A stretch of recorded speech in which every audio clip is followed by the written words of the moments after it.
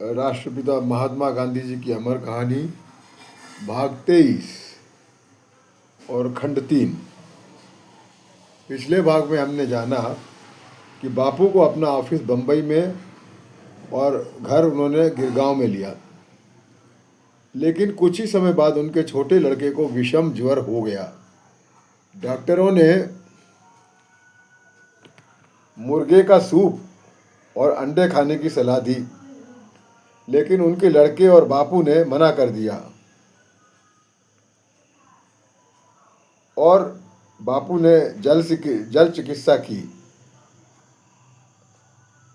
बापू ने लिखा है कि मैंने यह खतरा मोल लिया था, लेकिन मेरे लड़के का ज्वर ठीक हो गया और ईश्वर ने मुझे बचा लिया। अब आगे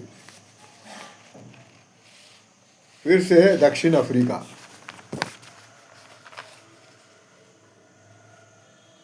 मणिलाल मेरा लड़का ठीक हो गया, लेकिन फिर मैंने ठहराया कि गिरगांव का घर रहने लायक नहीं था। प्रकाश कम था और नमी भी थी जो स्वास्थ्य के लिए हानिकारक थी। रेवाशंकर भाई की सलाह से हमने किसी और उपनगर में घर लेने का विचार किया और काफ़ी देखने के बाद सांता क्रूज में एक सुंदर बंगला हमें पसंद आया। वहाँ रहने गए। मैंने चर्चगेट का लोकल ट्रेन का प्रथम श्रेणी का पास बनवाया। मेरा धंधा यहाँ अच्छा चलेगा ऐसा लग रहा था और दक्षिण अफ्रीका के मेरे अशील मुझे कुछ न कुछ देते थे, उससे मेरा घर खर्च चलता था। हाई कोर्ट के काम मुझे अभी नहीं मिलते थे, लेकिन उस समय मूट चर्चा चलती थी, उसको सुनने में जाता था, लेकिन उसमें भाग लेने की मेरी हिम्मत नहीं होती थी, ऐसा मुझे स्मरण होता है। मैं मुकदमे सुनने जाता था, उससे सीखने को मिलता था, लेकिन उससे ज़्यादा समुद्र की ठंडी ठंडी हवा में झपकियों का आनंद भी मिलता था। मेरे जैसे कई लोग वहाँ झपकियाँ लेने आते थे, इसलिए संकोच नहीं होता था। हाई कोर्ट के पुस्तकालय का उपयोग भी करने लगा था और कई लोगों से जान पहचाने भी की, और मुझे ऐसा लगने लगा कि थोड़े ही समय में मैं हाई कोर्ट में काम करने लगूंगा। इस तरह मेरे व्यवसाय के बारे में कुछ निश्चिंतता लगने लगी थी। दूसरी तरफ गोखले जी की भी मुझ पर नज़र थी। हफ्ते में 2-3 बार मेरे ऑफिस में आकर मेरी खबर लेते थे और कई बार अपने निकट के मित्रों को भी लेकर आते थे और मुझे कार्य पद्धति की नई नई बातें सिखाते थे। लेकिन ईश्वर ने मेरे भविष्य काल के संदर्भ में मेरी कोई योजना चलने नहीं दी, ऐसा कहा तो भी चलेगा। मैं निश्चिंत हो रहा था, लेकिन इतने में ही अचानक दक्षिण अफ्रीका से तार आ गई। तार में लिखा था, मिस्टर चैम्बरलेन यहाँ आने वाले हैं, आप शीघ्र यहाँ आ जाइए। मुझे मेरा वचन आ गया जो मैंने वहाँ से आते समय दिया था। मैंने तार दी, मेरी यात्रा का खर्चा भेजिए, मैं आने को तैयार हूँ। उन्होंने शीघ्र पैसा भेजा और मैं ऑफिस बंद करके निकल पड़ा।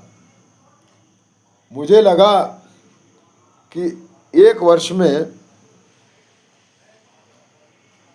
काम हो जाएगा, इसलिए बंगला चालू रखा और परिवार वहीं रहे, ऐसा इष्ट समझा।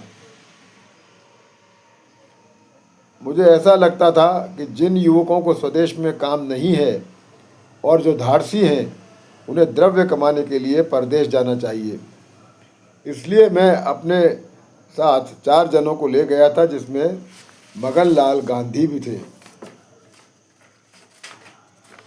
गांधी परिवार बड़ा था और मेरा ऐसा विचार था कि जिन्हें अलग होना है उन्हें हो जाना चाहिए। मेरे पिता उनकी व्यवस्था भी कर देते थे, लेकिन मेरे लिए यह संभव नहीं था। पर जैसे जैसे समय बीता, मैंने इन युवकों पर आदर्शों के संस्कार भी किए, जिनमें मगनलाल गांधी प्रमुख थे। इनका विषय आगे भी आएगा। परिवार वियोग, जमा हुआ घर छोड़ना, निश्चित स्थिति से अनिश्चित में प्रवेश, इस सब का मुझे क्षणिक भी दुख नहीं हुआ, क्योंकि मुझे इस सब की आदत हो गई थी। इस संसार में ईश्वर अथवा सत्य के अलावा क्या निश्चित है, और फिर और इसलिए वहाँ निश्चित होने की आशा करना गलत होगा।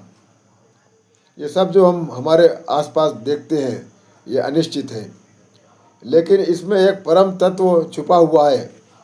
उसका अणुमात्र भी साक्षात्कार यदि हो जाए और उसके बारे में श्रद्धा हो तो जीवन सफल है, और इस परम तत्व का शोध ही पुरुषार्थ है। मैं डरबन पहुंचूं इससे पहले ही काम वहाँ मेरी प्रतीक्षा में तैयार था। मिस्टर चेम्बरलेन से मिलने के लिए जाने वाले शिष्टमंडल की तारीख तय हो गई थी। मुझे उनके सामने पढ़े जाने वाला निवेदन तैयार करना था और शिष्टमंडल के साथ जाना भी था। और इस तरह से ये भाग यहाँ समाप्त होता है। और दोस्तों, इसी के साथ हमने राष्ट्रपिता महात्मा गांधी जी की अमर कहानी के, जो कि उनकी आत्मचरित्र सत्य के प्रयोग पर आधारित है, उसके 3 खंड आज पूरे कर लिए हैं। आपका बहुत बहुत धन्यवाद।